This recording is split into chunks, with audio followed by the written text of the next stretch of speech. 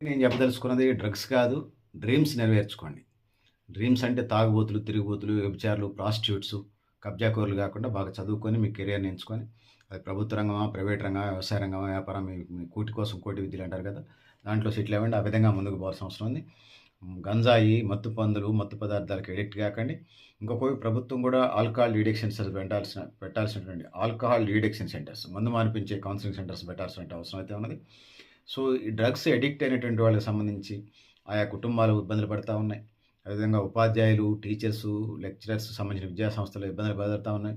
ఊరికి, వాడకి, పల్లెకి, మిత్రులకి ఇబ్బందులు కూడా కలుగుతా ఉన్నాయి. ఈ అనేక కోకొల్లలుగా చెప్పుకోవచ్చు. ఒక్కొక్కటి ఒక్కొక్క సినిమా తీయొచ్చు.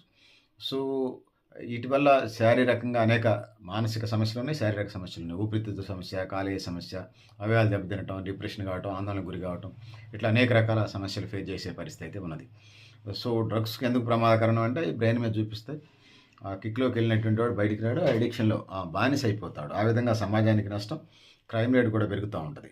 సో, ఆ విధంగా నష్టాలున్నాయి. డ్రగ్స్ అరికట్టడానికి అన్ని వైపుల నుంచి ప్రయత్నాలు చేయాలి. మార్షల్ ఆర్ట్స్, మాలలేసుకోవటం, అయ్యప్ప స్వామి మాల, తిరుపతమ్మ మాల, వెంకటేశ్వర స్వామి మాల, రాముడి మాల, అయోధ్య రాముడి మాల, భద్రాచలం రాముడి వారి మాల, జీసస్ క్రైస్ట్ మాల, క్రిస్టియన్స్ అయితే, ముస్లిమ్స్ అయితే మసీద్ నవాజ్‌కి వెళ్తూ ఉండండి. సో, ఆ విధంగా దాంతో పాటు మార్షల్ ఆర్ట్స్ నేర్చుకోండి. కరాటే లాంటివి నేర్చుకుంటే మీకు వాటికి దూరంగా ఉండడానికి ఆస్కారం ఉంది. దాంతోని పాటుగా ఆల్కహాల్ డీడక్షన్ సెంటర్స్ మొదట కౌన్సెలింగ్ ఇస్తారు. తర్వాత తగ్గకపోతే సైకియాట్రిస్ట్ డాక్టర్‌లను సరిపడా రిక్రూట్‌మెంట్ చేయాల్సిన అవసరం ఉన్నది.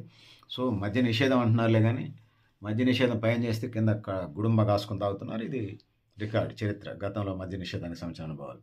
సో, యువత వాటికి దూరంగా ఉండాలి. కొత్త ఇప్పటికే చెప్పిన కళలు, క్రీడలు, సంగీతం, చిత్రలేఖనం, నృత్యం, పుస్తకాలు చదవటం, టూర్ ట్రావెల్స్ చేయటం, ఒత్తిడిని తగ్గించుకునే ప్రయత్నాలు చేయటం, ధ్యానం చేయటం, యోగా చేయటం, వ్యాయామం చేయటం, తల్లిదండ్రులతో, కుటుంబ సభ్యులతో గడపటం. సో, పాఠశాలలో, కళాశాలలో దీన్ని అవేర్‌నెస్ పెంచటం. కళలు, క్రీడలు, క్రీడా సాంస్కృతిక కార్యక్రమాలు గ్రామాల్లో ఆ విధంగా ముందుకెళ్ళడం ద్వారా ఈ సమస్య నుంచి బయటపడే అవకాశం ఉంది. సో, ఖచ్చితంగా ప్రతి మండల కేంద్రంలో ఆల్కహాల్ డీడక్షన్ సెంటర్స్, డ్రగ్స్ అంటే అన్నిటికి అదే పనిచేస్తాయి. ఆల్కహాల్‌కి, మత్తు పదార్థాలకి, మత్తు పానీయాలకి, అంబరు గుట్కాలకి, సెల్ ఫోన్ అడిక్షన్ దేనికైనా బానిసైనప్పుడు దాని నుంచి బయటికి రావాలంటే డీ అడిక్షన్ సెంటర్స్ పనిచేస్తాయి. సో, అది మండల కేంద్రంలో సైకాలజిస్ట్‌ని పెట్టండి. నియోజకవర్గ కేంద్రాల్లో, జిల్లా కేంద్రాల్లో ఖచ్చితంగా సైకియాట్రిస్ట్ డాక్టర్ మానసిక వైద్యులను పెట్టి ఆ విధంగా దేశ నవనిర్మాణానికి బాటలు వేద్దాం. ఆ విధంగా ముందుకు పోవాలని తెలియజేసుకుంటూ నేను గరిడేపల్లి సత్యనారాయణ, న్యూ లక్ష్య ఆర్గనైజేషన్. థాంక్ యూ అండి పెద్దలారా, మిత్రులారా.